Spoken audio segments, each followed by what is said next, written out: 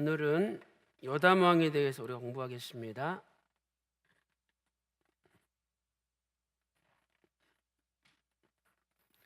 열왕의 구속사 15번째죠. 그래서 요담 왕에 대해서 공부하겠습니다. 이 요담 왕은 남유다의 11번째 왕이죠.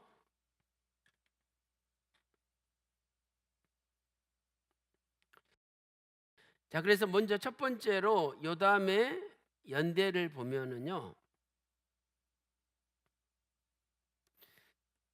그 요담 앞에 왕이 된 사람이 우리가 지난 시간에 배웠던 우시야 왕이죠. 우시야, 아사랴라고도 부르죠. 그래서 이 왕이 52년 동안 통치를 했어요. 굉장히 오랫동안 통치를 한 거죠. 그래서 791년부터 주전 791년부터 739년까지 주전 739년까지 통치를 했죠. 그리고 이제 중간에 이 우시야가 문두병이 드는 바람에 우시야를 대신해서 아들 요담이 공동 통치를 시작했죠. 그게 750년부터예요. 그래서 이 요담은 주전 750년부터 통치를 시작했는데 이때가 25세죠. 25세. 그리고 16년 동안 통치를 했어요. 그래서 성경을 보면 735년까지 주전 735년까지 16년 동안 통치를 했죠.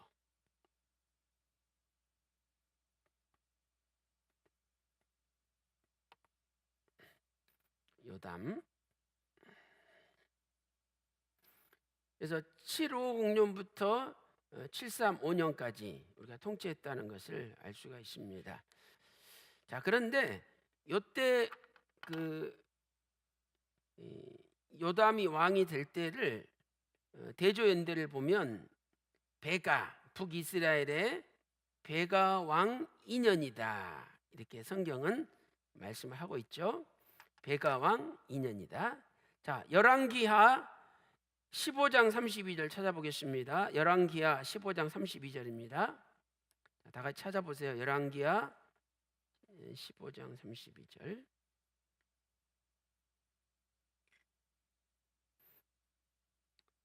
자, 다 같이 읽겠습니다. 열왕기하 15장 32절 시작. 이스라엘 왕 르말라의 아들 베가 2년에 유다 왕 우시야의 아들 요담이 왕이 되니, 여기 베가 2년이라고 분명히 나와 있죠. 그래서 이 베가 왕은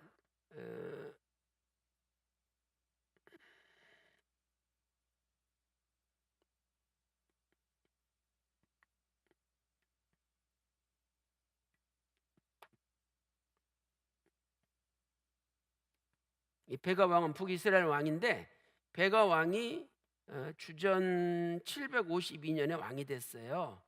752년에. 그리고 왕을 그만둔 것이 주전 732년과 731년 이 해에 왕이 됐어요. 왕이 끝났죠. 그래서 약 20년을 통치를 했는데 요 베가 왕 2년에 요담이 왕이 됐으니까 752년부터 계산하면 752년이 이제 주기한 해고 751년이 통치 1년, 750년이 통치 2년이잖아요. 그래서 이 750년에 베가 왕 2년에 요담 왕이 된 거죠. 그래서 이렇게 대조연대를 통해서 언제 공동 통치를 시작했느냐, 우시야 왕이랑 하는 것을 알 수가 있는 거죠. 그래서 750년에 왕이 됐으니까 739년에 우시야 왕이 죽었죠. 그러니까 요 사이에 750년부터 739년 사이에 두 왕이 공동 통치를 한 거죠. 자, 이렇게 해서 우리가 요담의 연대를 살펴봤고요. 그 다음에 큰 두 번째로 요담의 의미, 요담의 의미에 대해서 살펴보겠습니다. 자, 요담은 히브리어로 요탐이라고 하죠. 요탐. 그래서 이 탐이라는 히브리어 탐은 완전한 이런 뜻이에요. 완전한. 그다음에 이제 요는 예호바의 축약형이죠. 그래서 이 요는 여호와란 뜻이잖아요. 그러므로 요담의 의미는 뭐냐? 여호와께서 완전하시다 이런 뜻이에요. 여호와께서 완전하시다. 인간은 완전할 수 없죠. 그러나 하나님은 완전하시다는 거예요. 그래서 우리가 완전하신 하나님을 의지할 때만이 우리도 완전한 길을 걸어갈 수가 있는 거죠. 그래서 요담의 뜻은 여호와께서 완전하시다. 자, 이제 이러한 배경을 가지고 큰 세 번째로 요담의 생애에 대해서 우리가 한번 살펴보겠습니다.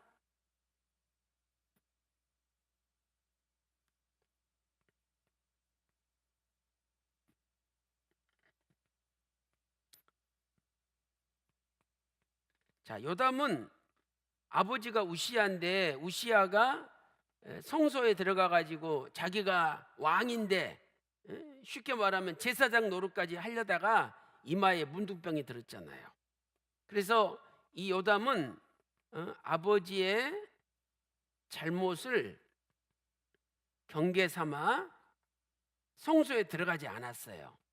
경계 삼아 성소에 들어가지 않았다.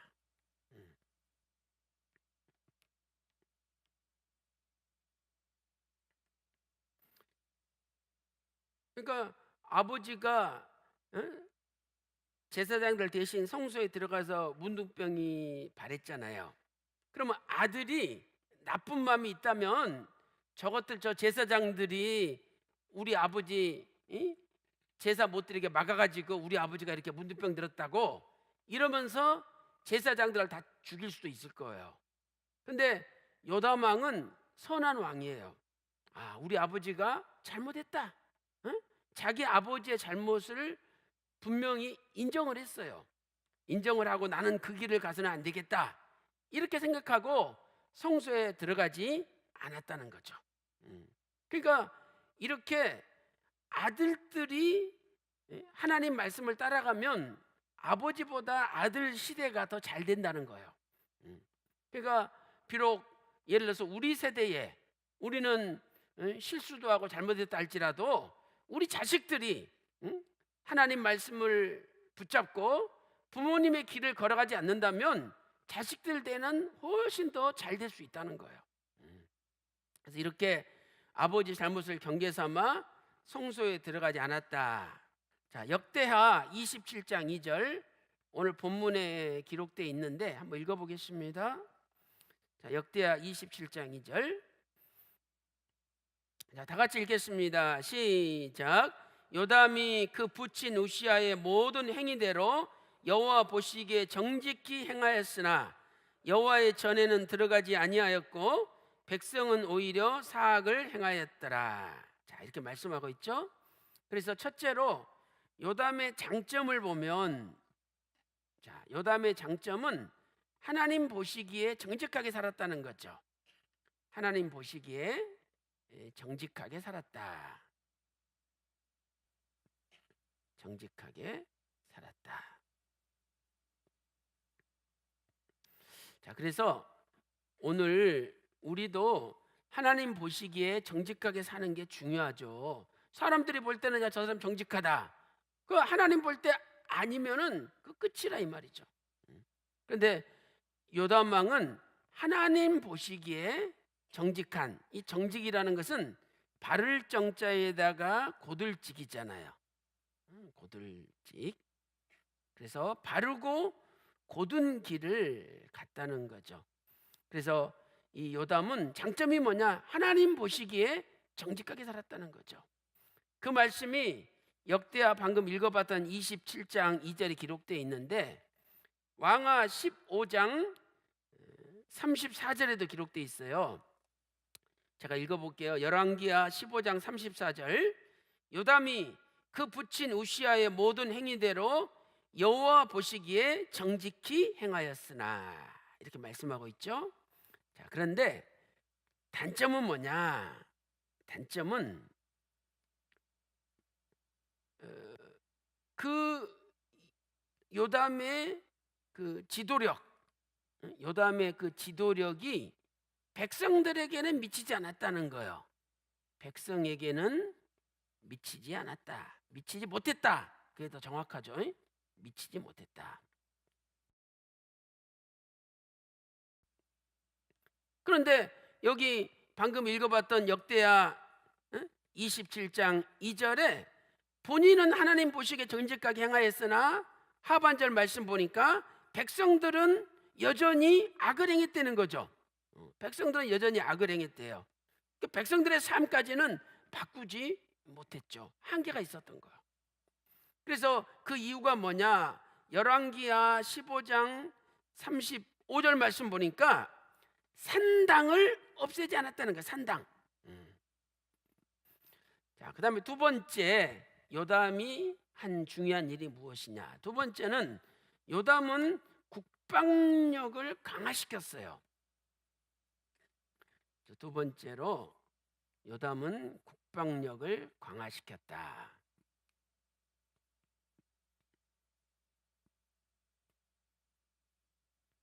그래서 역대하 27장 3절 4절 보니까 네 가지 일을 요담이 행했어요.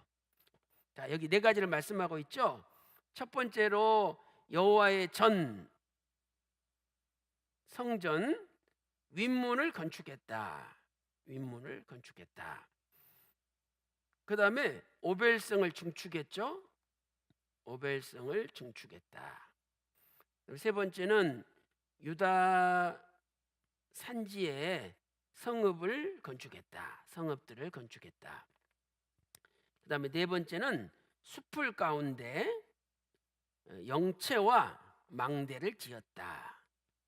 이렇게 말씀하고 있죠. 그래서 성전 윗문을 만들고, 오벨성이 뭐냐면 예루살렘 그 남동쪽에 약 800m 정도의 이 언덕이 오벨인데, 예루살렘 남동쪽에 있어요. 남동쪽에 800m 그 언덕인데, 거기서 보면은 적들이 어디서 쳐들어오는지 다 보여요. 그래서 이 오벨에다가 견고한 성을 만들어 가지고 적이 쳐들어오지 못하도록 막은 거죠. 그 다음에 산에다가 이 성읍들, 영어로 시티, 이렇게 성읍을 건축해 가지고 적이 오는 것을 지켰고, 그 다음에 영채는 뭐냐면 이 숲풀은 잘 안 보이잖아요. 이 숲풀 속에다가 영채, 많은 군대들이 머무를 수 있는 수경지를 가리켜요. 많은 군대들이 머무를 수 있는 수경지를 만들어 가지고 군인들을 몰래 숨겨 나가 가지고 적이 쳐들어올 때 막을 수 있도록 대비를 한 거죠. 이렇게 강한 국방력을 강화하셨기 때문에 그 결과 암몬과의 전쟁에서 승리해요. 암몬과의 전쟁에서 승리하죠. 자, 역대하 27장 5절, 자, 다 같이 읽어보겠습니다. 그 밑에 있죠. 자, 역대하 27장 5절입니다. 시작. 암몬 자손의 왕으로 더불어 싸워 이기었으니 그 해에 암몬 자손이 은 100달란트와 밀 1만석과 보리 1만석을 드렸고, 제2년과 제3년에도 암몬 자손이 그와 같이 드렸더라. 그래서 이 결과 은 100달란트를 조공으로 받고, 그다음 밀과 보리 각각 1만석씩 조공으로 받았죠. 그러니까 이 정도로 국방력을 강화시킴으로 국가가 부강해진 거예요. 이것이 요담이 했던 큰 일이라고 할 수 있습니다. 자, 그다음에 세 번째로 요담이 한 중요한 일이 뭐냐? 세 번째는 하나님 앞에 정도를 행함으로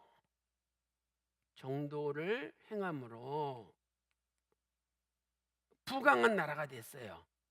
부강해졌다. 하나님 앞에 정도를 행함으로 부강해졌어요. 이 말씀이 역대하 27장 6절에 기록되어 있어요. 자, 우리 다 같이 읽어보겠습니다. 역대하 27장 6절입니다. 자, 시작. 요담이 그 하나님 여호와 앞에서 정도를 행하였으므로 점점 강하여졌더라. 아멘. 그래서 부강해졌다. 그것도 점점 강해졌다.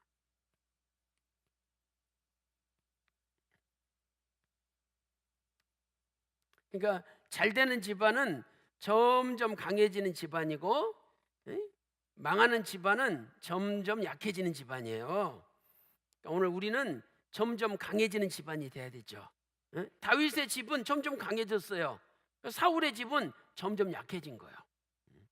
그래서 오늘 여러분의 가정은 점점 약해지는 집안이 아니라 점점 강해지는 집안이 되시기를 주님의 이름으로 축원합니다.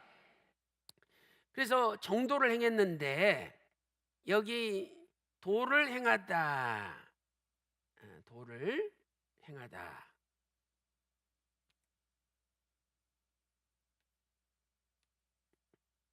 이 도를 행하다는 단어는 히브리어 쿤이라는 단어죠. 쿤. 그래서 이 쿤은 요동이 없다. 요동이 없다. 확고하다 이런 뜻이에요. 확고하다. 그러면 이 정도의 때 이 정이라는, 우리말로 정이라고 번역된 이 단어는 히브리어 데레크예요. 데레크. 그래서 이 데레크는 길인데 이건 하나님의 말씀을 가리키죠. 말씀. 그러니까 요담 왕은 하나님 말씀 앞에 요동 흔들림이 없이 하나님 말씀만 확실하게 붙잡고 달려갔다는 거예요.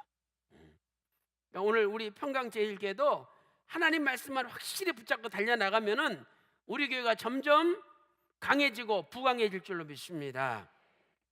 자, 큰 네 번째로 요담의 최후에 대해서 한번 살펴보겠어요. 요담의 마지막은 어떻게 되었을까?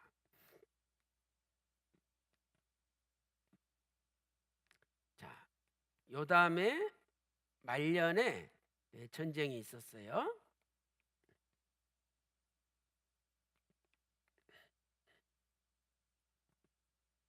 그래서 아람왕 르신과 북이스라엘 왕 르말라의 아들 베가가 쳐들어왔죠. 르말라의 아들 베가가 쳐들어왔다. 자, 그런데 성경을 보면 이 전쟁이 두 번 나온 것처럼 기술이 되어 있어요. 한 번은 요담 왕 때 이 전쟁이 있었고, 한 번은 요담의 아들인 아하스 왕 때 이 전쟁이 있었던 것처럼 기록되어 있어요. 그러나 실은 이 전쟁은 한 전쟁이에요. 그런데 이렇게 두 번 기록된 건 뭘 가리켜요?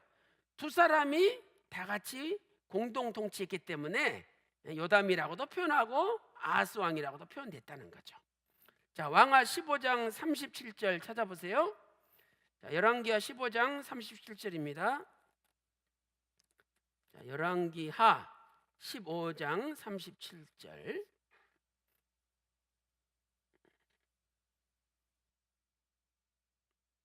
자, 열왕기하 15장 37절 시작.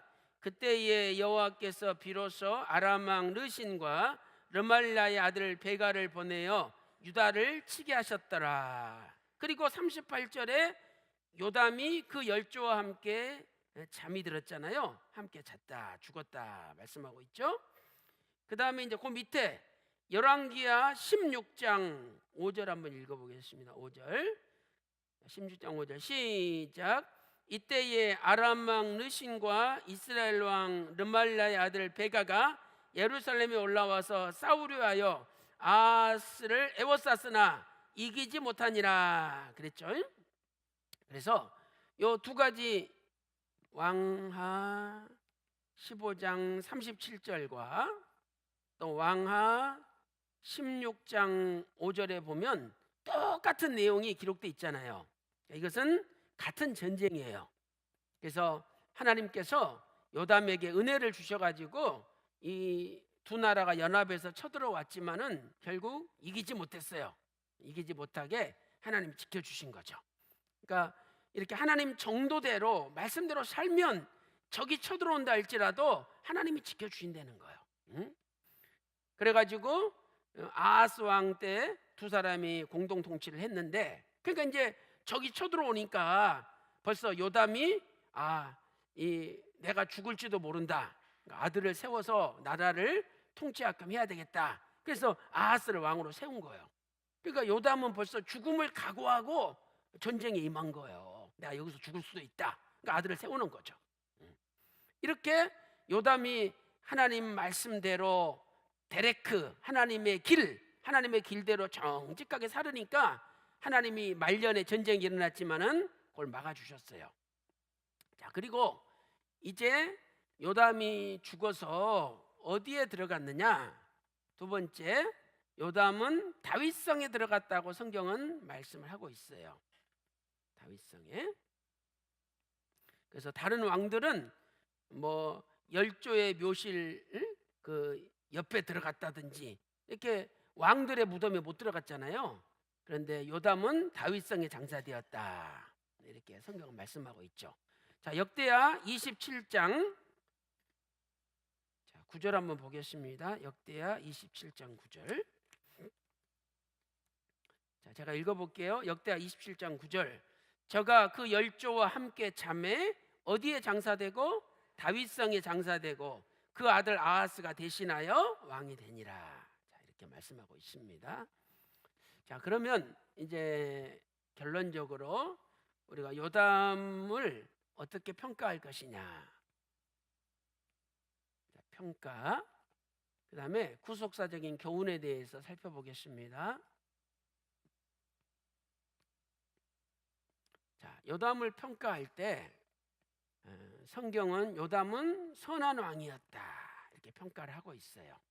그래서 우리가 그 평가를 알 수 있는 것은 그가 다윗성에 들어갔는데, 성경은 이 다윗성에 누가 들어갔냐면 아사왕이 들어갔어요. 그 다음에 또 여호사밧 왕이 들어갔어요. 이 두 왕은 선한 왕으로 하나님께 평가받은 왕이거든요. 그래서 아사왕도 다윗성에 장사되었고 여호사밧도 다윗성에 장사되었는데, 아까 역대하 27장 9절에 요담 왕도 다윗성에 장사되었다, 이렇게 말씀하고 있어요. 자, 적어놓으세요. 아사 왕이 다윗성에 장사되었다. 역대하 16장 14절입니다. 역대하 16장 14절. 역대하 16장 14절. 그 다음에 여호사밧 왕이 다윗성에 장사되었다. 역대하 21장 1절이에요. 역대하 21장 1절. 이렇게 선한 왕들이 다윗성에 장사되었는데, 요담 왕도 다윗성에 장사된 것은 하나님이 요담 왕은 선한 왕이었다, 이렇게 평가하셨다는 거죠.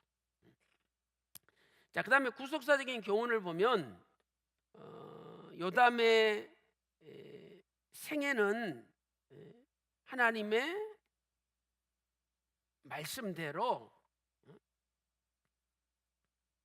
산 생애잖아요. 하나님의 말씀대로 산 생애다. 자, 이렇게 하나님의 말씀이 데레크 도예요. 그런데 이 하나님이 원하시는 길을 요담 왕은 걸었다는 거예요. 그래서 요담의 뜻이 뭐냐? 여호와는 완전하시다. 여호와는 완전하시다. 하나님이 완전하신 분이에요. 또 하나님 말씀이 완전해요. 하나님의 말씀은 완전해. 그러니까 우리가 하나님 말씀대로 살 때 두 가지 방법이 있는 거예요. 첫째는 완전하신 말씀대로 살 때, 우리가 완전해지고, 그 다음에 두 번째는 완전하신 하나님을 의지할 때 우리가 완전해진다 이 말이죠. 하나님의 말씀이 완전하니까 완전하신 하나님 말씀대로 우리가 살 때 완전해지고, 또 하나님이 완전하시니까 완전하신 하나님을 의지할 때 우리가 완전해진다는 거죠. 그래서 하나님께서는 아브라함에게 창세기 17장 1절에서 너는 내 앞에서 완전하라, 내 얼굴 앞에서 완전하라 명령하셨죠. 자, 그러면 왜 이 명령을 하셨는지 한번 생각을 해보세요. 이 말씀이 나올 때는 아브라함 나이 99세예요. 아브라함 나이 99세. 그래서 아브라함 나이 84세 때 횃불 언약을 체결하시고 네 자손이 저 하늘의 무별처럼 많으리라 약속해 주셨어요. 그런데 아브라함이 그 약속을 받고도 85세에 하갈을 취했어요. 그리고 86세 때 이스마엘을 낳은 거예요. 그래서 이스마엘을 낳고 13년 동안 하나님이 나타나지 않으셨어요. 횃불 언약을 체결한 시점부터 계산하면은 15년 동안 하나님이 아브라함에게 나타나지 않으셨어요. 그것은 아브라함이 하나님 말씀대로 살지 않았기 때문에 하나님이 서운하신 거죠. 그래가지고 99세 나타나셔서 하시는 말씀이, 야, 너는 내 앞에서 완전하라. 그러면서 그 앞에 뭐라고 말씀하셨냐면 나는 전능하신 하나님이라. 그러니까 네가 내 앞에서 완전하려면 내가 전능하신 하나님이니까 전능하신 하나님을 의지하라는 거예요. 그 전능하신 하나님을 의지하면 전능한 능력 역사에서 애가 도저히 생길 수 없는 나이 99세지만 애가 생길 거라는 거예요.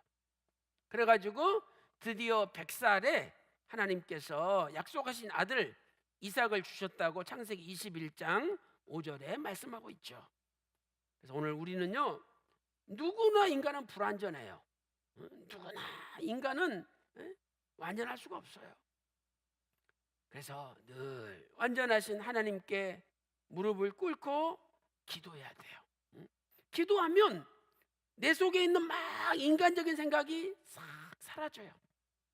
그리고 하나님의 완전하신 길을 가게끔 우리를 인도하시는 거죠. 그러니까 시편 아까 25편 4절에 여호와의 길을 내게 좀 보여달라고 시편 기자가 기도했지 않습니까? 근데 기도하지 않고 그냥 모여가지고 인간적으로 의논하고 아무 소용없는 거예요. 그래서 요담은 비록 좀 능력이 없는 왕이었지만은 그래도 하나님 말씀에 떠나지 않았어요. 그러니까 하나님이 끝까지 지켜주시고 나라가 점점 부강하게 만들어 주신 거예요. 오늘 또 사람 만나는 시간보다 하나님 만나는 시간이 더 많아지고, 인간적인 회의보다도 하나님께 기도하는 시간이 더 많아지므로 우리의 남은 인생이 사람의 길을 따라가는 인생이 아니라 하나님의 길을 따라가는 인생이 되시기를 주님의 이름으로 축원합니다.